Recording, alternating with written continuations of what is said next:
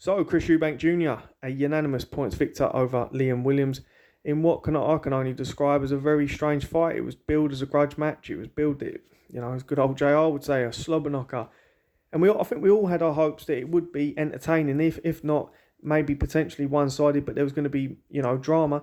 It wasn't to say there was no drama, but it just didn't live up to expectation, and that's not no one's fault. That's just how boxing is sometimes.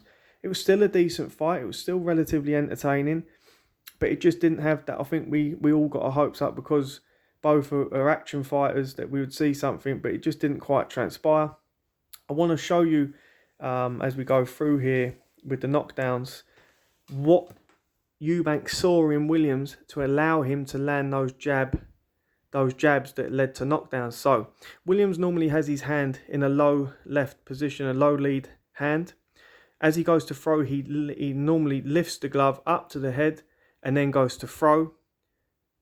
He will do it again later, but you'll see here, this is the first knockdown. He walks onto the shot. He flares his elbow as well as he goes to throw the jab, and that was a trigger point for Eubank. Eubank quite clearly saw that when Williams goes to throw his jabs, he will raise the glove, and when he raises the left glove, he goes to throw and he takes a step forward, he'll come onto the jab. You'll see again here as he moves clockwise, Eubank, he takes a step across the side. He'll lift his glove. He shows him he's going to throw. He lifts that glove, throws it, and gets caught. That last knockdown, I don't believe was a knockdown. But yeah, look, Liam Williams quite clearly never recovered. Quite clearly never recovered in the fight. In between rounds, he was bouncing, trying to get his legs going. To me, when you get hurt early in a fight, sometimes you never recover. A fighter jumps on you, you can understand it. But for me, he just never recovered at all. Even in the rounds where he did okay, look, I don't think the fight was 118-109, but I definitely don't think it was as close as what Macklin and the Sky guys were saying. I think it was somewhere in the middle. Eubank did what he had to do. He won the fight. Do I believe that he chose not to knock him out? No, I don't believe that for a second. Was it because he had hurt hands? Potentially. But I think it's also the fact that Chris Eubank Jr. doesn't know how to cut the ring off, and he doesn't know how to set things up against better skilled opponents in order to, to get those, to enforce the stoppage. And I think he's also become aware that also Williams can punch a little bit. He doesn't need to take the risks, and he was waiting on it. He was waiting on that one shot. He was waiting all night, and in the end, when that shot didn't come again, he starts throwing more arm shots. He starts missing. Williams, there by then, he's starting to get a little bit more into a groove, and kind of got his feet underneath him to a certain extent, and that's why Eubank wasn't able to enforce the stoppage, and Williams was able to get back some points on the scorecard. But for me, it was a good performance from Chris Eubank Jr. I'm seeing a lot of people criticising him. Got to remember, Demetrius Andrade didn't finish off Williams either, and he dropped him early. So I think sometimes people are a little unfair on Chris. 1 minute he's not listening to his trainers, he's an ignorant bastard. The next thing, he's listening to Roy and he thinks he's Roy Jones. And it's like, come on guys, you've got to give the geezer a bit of credit. 1 minute you say he's a brawler, next thing he's boxing, then you're moaning about him boxing. You keep changing the goalposts. It's not particularly fair on the fella. Even if you don't like him, be fair.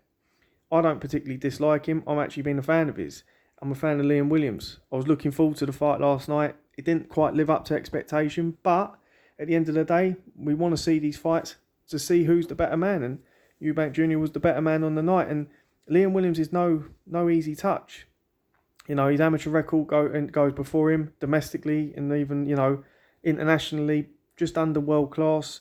He's done well, so this is a good win for Eubank, and he moves on. For me, with Williams, the fact that he couldn't recover, the stories of having bad spars at the Ingle gym and needing to get away, it just makes me wonder what was going on there.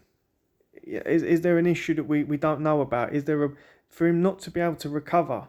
Just makes me wonder. It was a 12-round contest. This guy is normally in impeccable shape. He recovered against Andrade.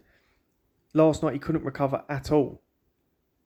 And it wasn't exactly like Eubank was going mad and landing multiple shots. It just makes me wonder, was Liam Williams truly conditioned for 12 rounds? What was going on in those spars for you to have completely lost, that sharpness? You've fought Andrade, you've had your operation, you've gone back in the gym, and it seems like, you've got to remember, after the Liam Smith, the rematch, there was talk about Williams walking away through hand injuries. Maybe his head's out of the game. Maybe he's then tried to get, thought, look, I'll have one more crack at it. We don't know. But what we do know is that Chris Eubank Jr. is an improved fighter, and he must take credit for it. He must get credit. And if you look at his record and you take away his name, he's built up a decent little track record there, or as the Matchroom boys like to say, resume. And yes, he's lost to Billy Joe Saunders. Yes, he's lost to George Groves. And yeah, he might have got very, very lucky against Matt Korobov. But at the end of the day, he is where he's at. And now it's time for him to have that big fight this year. Sauerland needs to deliver, and Eubank needs to deliver too. As always, please like, share, and most certainly comment and subscribe. It will help the channel grow. Thank you for watching, and hopefully I'll have some more content relatively soon. Thank you.